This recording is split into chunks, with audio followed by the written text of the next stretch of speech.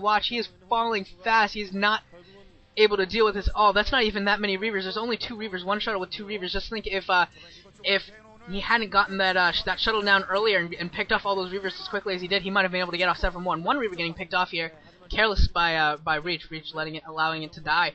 But this could have been so bad for Yellow if that other shuttle had managed to survive and there was 4 Reavers riding around. But again, Yellow trying to throw up a base at the 9 o'clock position, and the Corsair Reavers finding it and starting to take it down, but some Hydralisks moving into the position as well. And yeah, they're going to do a pretty good job of clearing away. Since there's only one Reaver, it's just not enough to deal with. Even I think there's only like 8 Hydralisks or so, but it's just not enough. And these Hydralisks moving towards the bottom left-hand corner of the map, if they might be able to do some damage to the probe lines of oh, and the shuttle goes down. How did they?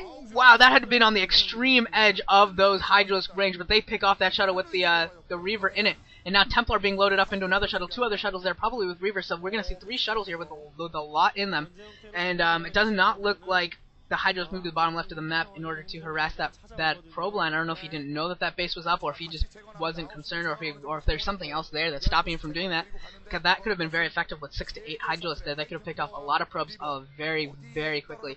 And Yellow right now is just, I don't like the position he's in at all, to be honest, even though he's doing a pretty, I mean, his defense, he lost 1 base, lost some drones here and there, so I mean, it wasn't the worst defense ever, but it wasn't very good. 4 Reavers, though, coming in, and they are absolutely destroying these Hydras, and a fantastic storm on the ramp, picking off more Hydras, and we could see some tech being destroyed here. We could see the realistic end of the game right now. Disruption web being cast everywhere on these Hydras, and those Hydras able to do nothing. This is going to be the end of the game. I'm going to call GG right about here.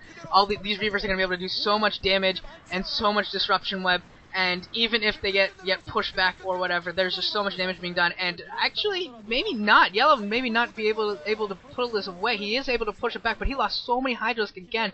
He was able to pick off those High Templar, but they did so much damage to all those Hydralisks going down, so much damage being done to the main there. And Yellow's just not been showing any sort of real consistent defense against this Corsair Reaver, losing a base, being forced to burrow here and there, and I don't know if he really knows what he's doing in terms of attacking against this front of Reavers that Reach has. Yellow it doesn't look like he's expanded into, or not expanded, but advanced into Hive Tech yet, which is what he really needs at this point. He really needs to get Defilers and Ultralisks out, particularly Defilers. He was actually very, very lucky that he didn't lose any tech buildings. I thought he was going to lose at least 1 or 2 tech buildings, and then it would have really been it really for him, but luckily he didn't, so he's not out of it yet. I'd maybe call that a little early. I thought that attack was going to do even more damage than it really did. And his Hydra was trying to pick off some Corsairs here, but there are 4 shuttles now loaded up with units. That could be a lot of Reavers as well as some High Templar, and that is like the anti-Hydralisk army as Reavers and Hydralisks. And yeah, this could be bad again. Here come some more Reavers, a lot of Reavers, 3, 4 Reavers that I can see, and there's 4 shuttles, so there should be some more stuff in there. And one of those Reavers wandering into position, wandering too close to that second colony. It looks like 5 Reavers. That is a ton of Reavers. Reach, you freaking beast. 5 Reavers do so much damage. And not actually dedicating to this attack at the 9 o'clock position. I think he could have taken that down. With that many Reavers, I think with the layered shots of Scarabs, he might have been able to, or he should have been able to, at least take down that second colony and just put some more pressure on. Another Overlord going down to all of these Corsair groups. It's a pretty massive Corsair group. Hive being researched, it is evolving.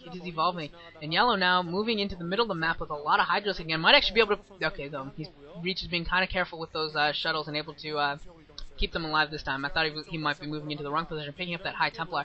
And now the Hydralisks are coming in. They might be able to pick off a lot of Reavers here, but the disruption web is so critical.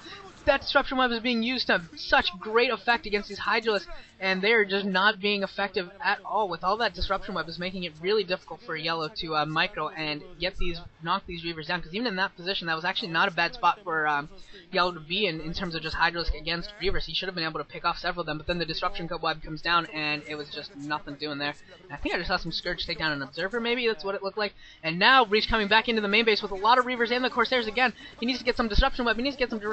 Okay, not even going to bother, just going to let it all die. He's got 4 High Templar as well, along with his 4 Reavers, And now there goes the Hydralisk down. Now the Disruption Web's starting to go down. We're going to see a lot of Disruption Webs. I think one of the Corsairs goes down, or one of the Reavers goes down. A lot of Storm. Oh my god, I think the spawning pool just went down. There's a lot of Storm going down. There's Storm taking down so many Hydras, but almost all the Reavers are dead now.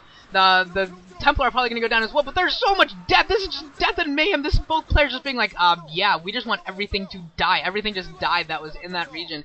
And now also Reach attacking the 9 o'clock position, and Yellow's got nothing left to really defend it. He's going to lose the natural expansion there, he's going to lose the main there, and Yellow is just going down fast and hard. He doesn't have much of a chance to defend this 9 o'clock position. It looks like he's sending some forces there, but there's not even a point for him to be wasting, really. There's 4 Zerglings and a handful of Hydras. They're just going to get annihilated, and the Storm's taking down all the drones. All the drones are already done, and now here comes Yellow. Okay, yeah, he is going to back up. He's not going to waste his time trying to defend this base. He really needs to take advantage of the fact that there's 2 gas in the top left that he still is not taking advantage of. I really think it was a mistake for him not taking that expansion, getting those 2 extra gas. It would have allowed him to go to Hive so much earlier, especially on this map. I think knowing that those two gas are up there in the top left corner or in the bottom left or the right mid, whichever one you can go for, I really think Zerg players should go for and get to that 4 gas situation, because that is just a lot of gas, and you can get a ton of defilage, you can get ultras out, you can do a whole lot of damage. And